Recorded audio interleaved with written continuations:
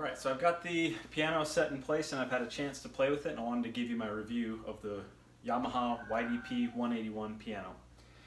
As I said in my initial review, it looks great, it's beautiful, it really adds a lot of class to this room. I just love the way it looks. Bench so far has been nice and steady, really like that. Go over some of the features that this piano has and my thoughts on it. So turning it on really easy, just press the button, it powers on. There's no annoying startup music or anything like that. The only thing you get is a small LED light, a little red one that lights on here so that you can know it's turned on even if this cover here is closed. Other than that, you have indicators here to let you know it's on. You see the tempo value as well as some selection buttons that are highlighted. Right off the bat, the sound, it's beautiful, beautiful. It sounds just like a piano to me. It's got the weighted keys, so it's a lot heavier to hit these as compared to those, just like you would on a regular piano. The first thing that it points you to is the volume, obviously. This is the loudest it can go, all the way down to here. I don't even know if you can hear that, but it barely makes out any noise. There's a demo mode, so right when you get it, you can see what it sounds like, so I'll put it in demo mode. Once you click the demo button, you've got all these different voices. They call the different instruments voices. So right now it's on grand piano. Turn down the volume a little bit there.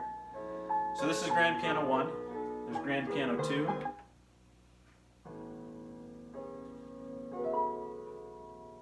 Electric piano. Electric piano 2.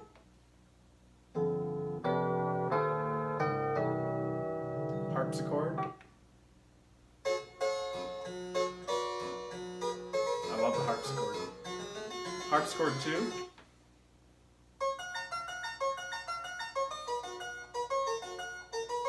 Vibraphone.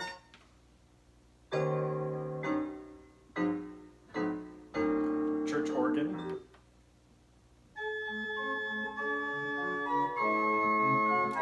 Church organ 2.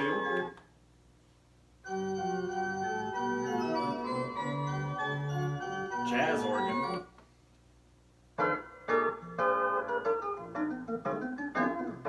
Strings. Strings 2.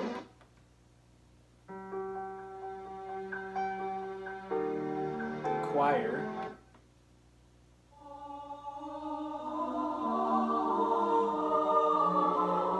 And guitar.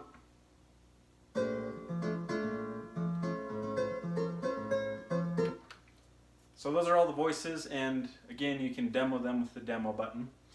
So you've got the volume, you've got Transpose, which Transpose just allows you to change the keys. So for instance, this is middle C. If I were to transpose, that's the same middle C, but I've changed where the keys are, so I've been able to move that. Put that back down here. You've got a kind of a play, pause, stop area. This is for playing. There's 50 preloaded songs in here, and you can play and pause them. You can also record your own songs on this, so if I'm playing and record some songs, I can play them back. So all these buttons here deal with record, stop, play, pause.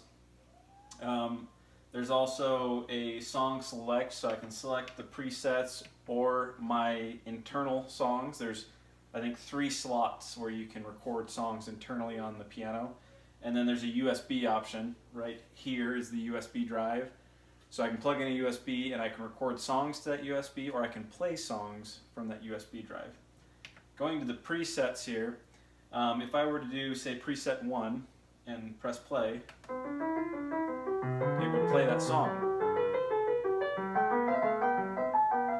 Now it's playing both hands, but if I wanted to practice that song, let's say I just wanted to practice the right hand, I could turn off the right hand and just play the left. That way I can practice the right while the left is playing. So you're only hearing the left hand side, and then I can play the right hand side while practicing. Like I said, there's 50 songs in it. This piano comes with the piano book for all 50 songs, so that you can practice along with them with the notes out here and everything. To give you an idea of, let me turn that off here real quick. To give you an idea of recording your own songs, and again, I'm not a piano expert. I know nothing about pianos. I don't even know how to play the piano. So one way this review is helpful is how good is it for a beginning piano player. So I don't know how to play a song, but I recorded just me plinking on the piano so you could see what it's like on how it records songs. So I go to the user presets, and I'm going to go to spot 2. I saved it in slot 2 there, and then I just press play. And this is another feature it has. It actually can split up the piano, the voices on the piano. So what I did was I took the choir and I think guitar, and I split them into 2 halves. So one half I'm playing guitar and the other half I'm playing the choir voice, and I just recorded it on there. It's pretty easy to record. If I wanted to record something, for instance, let's go to slot 1 here. I can just press the record button and then press play, and then I just mess around so you know it's unique because I'm not playing anything. And then I hit record again. So record, play, record, and now it says end and it saved it. So I can play that back. That's exactly what I played. Now let's say that was the right hand that I played and I wanted to add the left hand to it. What I could do is I could hit record, press the left hand so that it knows I'm just recording the left hand, and press play. Now I can sit here and you can hear my right hand playing automatically while I'm playing the left hand. Stop it, record. Now when I play it back, it'll have both parts. It sounds horrible, I know, but I have no idea how to play the piano. But let's say I wanted to practice with that, I can turn off one of these and just play the one side. See, now it's only playing that side. And then I can just switch it to the left and play just the left side. So in my opinion, the recording functionality on this is awesome. It's pretty easy to learn, and I think it's great for being able to play songs. Not only can you record them, but you can record parts. You can play back only certain parts so that you can practice with them. The 50 songs they have in here I think is an awesome selection. Pretty much most of the classics that I can recall liking are in those 50 preset songs. So I really love it. Some other features that it has is a metronome. Let me get out of the user presets here. So it has a metronome, and you can change how fast and slow it goes. I think if I were to increase here, now it's faster. I can either press a whole bunch of times or I can just hold it down and it'll go down while I'm holding it. So now you can see it's a lot slower of a metronome. And then over here is how to adjust the way the piano sounds. So we have the voices, which change kind of the instrument that you're playing. Over here is the way that instrument sounds. So we've got brilliance, reverb, effect, and touch. Brilliance is kind of hard to hear. I don't know if you'll be able to pick it up here. I have a hard time picking it up. You can only really tell the difference if you're playing a song. And again, I don't know how to play a song on here. But you've got bright, normal, and mellow. And you can switch between those 3, or you can go halfway between it. So I can go normal, I can go normal, mellow, and then I can go mellow. And it just is how bright do you want the piano to play. The next one is reverb, and that one's a lot easier to tell. So we've got room, hall 1, hall 2, and then you have stage. And that's just basically saying, how do you want the piano to sound? Do you want it to sound like it's in a room? Do you want it to sound like you're in a concert hall or on some stage?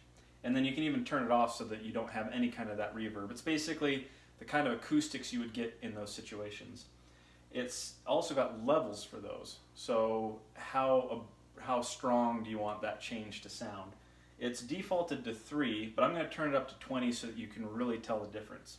So to change the strength of it, you hold down the button, and then there's this little up-down arrows. You just turn it up and it can go all the way to 20. So I'm going to go to 20 here, and I'm going to change it to nothing. I'm going to have no room sound to it. Let me turn up the volume here. So that's not being in any room. This is if I'm in a room, which is what I like to keep it at since it's in a room. And that's exaggerated. I usually turn the level down so it's not so exaggerated, but I wanted you to hear the difference. So this is again the room. This is hall 1. This is hall 2, so a bigger hall. And stage. And again, those sound pretty strong in their change, so if I were to bring it down to 3 here, I'll go through the same things again, and you can see how less of an effect it has. So this is no room. Room. Hall. Hall 2. And stage. So the level at which you change it will determine how grand of a change that is. And then the last one here is effect, and in my opinion, since again, I don't know anything about pianos, this would be more if you are probably a really good piano player and want to further fine tune it. There's chorus, phaser, tremolo, rotary SP. I have no idea what any of those mean. They explain it a little bit in the manual, but if you're a beginning piano player, I would say just don't even touch those. They don't go into very much detail as to what they do or why you would want to use them. And I find that if I'm not sure exactly what I'm doing here, it just ends up not sounding well. And again, this one has levels as well, so I'm going to go up to the full level and you can hear the difference. So this is with none of them selected. And this is with chorus. Phaser, tremolo, and rotary SP. So I like the fact that it's easy enough to play if you're a beginning piano player, but if you're more advanced, it does give you features to make the piano more fine-tuned to the way you want it to sound. And then they have touch, they have soft, hard, medium. They say just keep it on medium, that's the way a piano normally sounds, but you can adjust to any of these. And it's, on a piano, the harder you hit the key, the more vibrant the sound's going to be, or the louder the sound's going to be, because you're hitting that string harder with the hammer. Where this doesn't have a hammer and it's digital, you can actually adjust that. So if I were to turn it off, it would be the same sound no matter how light or how hard I hit it. It's going to be the same sound. But for dramatic effect, this is the hard setting. If I just lightly touch it, then if I hit it hard, see how it's louder there? So you can adjust how hard you would have to hit the keys to get the loudest effect on it. And you can also adjust the level here when it's turned off so that you can have it as loud of a key hit or as low of a key hit as you want. There's also damper resonance. It doesn't really give you any explanation to the damper resonance other than you can turn it on and turn it off. I think it has something to do with one of the keys down here that allows you to damper the play of it. I think it's probably for how much it dampers it, but again, it doesn't explain it, so I just leave it off. I don't know how to use it. The 3 pedals down here are just like you would have on a regular piano. The first one, it allows you to have those notes stay on longer, holds them. This middle one will allow you to hold the first note you hit and then the rest are normal. That one note C is still going. And then I take my foot off and it's done. And then the damper one, which I can't tell a difference at right now. It's probably because I don't have the damper resonator or resonance on, that button, whatever it does. I don't know. Those are the main features of it. Down below here, you've got 2 headphone jacks. The one thing I don't like about those headphone jacks is they're full-size headphone jacks. So you can't just use your 3.5mm headphone jack to plug it in there. Luckily, it came with a set of headphones. The purchase I made came with a set of headphones, and it had an adapter for those headphones, which was nice. But if I wanted to use any of my other headphones, I would need to buy an adapter for it. So if you're planning on using this with a special set of headphones or more than one, I'd recommend going to a store and buying a full stereo jack to a stereo mini jack. That way you can use those. The cool thing is it comes with a little headphone hanger So down here, I can hang my headphones, and there's a switch next to the headphones jack. You can make it so that the piano sound in the speakers is always on, even if you have headphones plugged in. You can make it so that the piano sound's always off and it's only coming through the headphone jack. Or you can switch it to automatic, to where it will go through the speakers when nothing's plugged in, and then only go through the headphone jack when headphones are plugged in. So really cool that they give you that option to make that kind of a change. The sliding lid here, really smooth. It doesn't stick, it doesn't feel cheap at all. Slides really nice and quiet on how it slides. The stand right here, when I put books on it, fits just fine.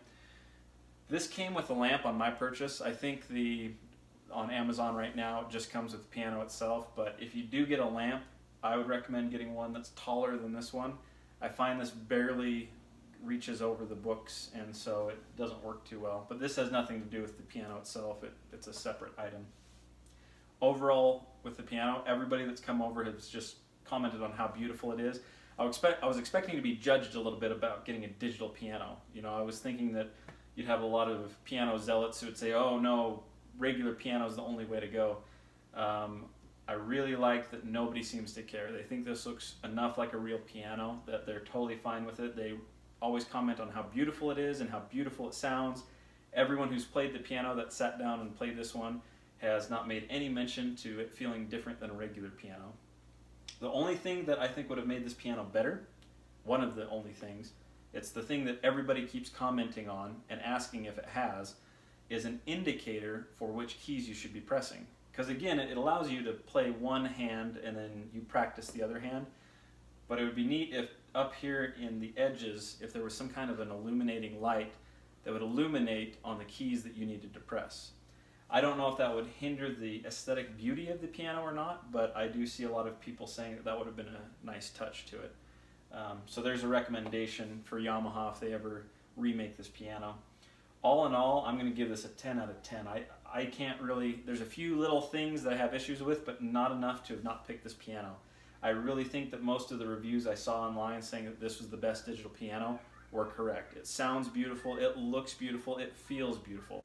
So that's my review for this piano. I recommend it, 10 out of 10. Leave some comments below to let me know what you think of the piano and from this video. And there's a link in the description to purchase this from Amazon. Go ahead and hop on there and take a look at the Yamaha YDP-181 digital piano. That's all from Wild Beat Cat Reviews.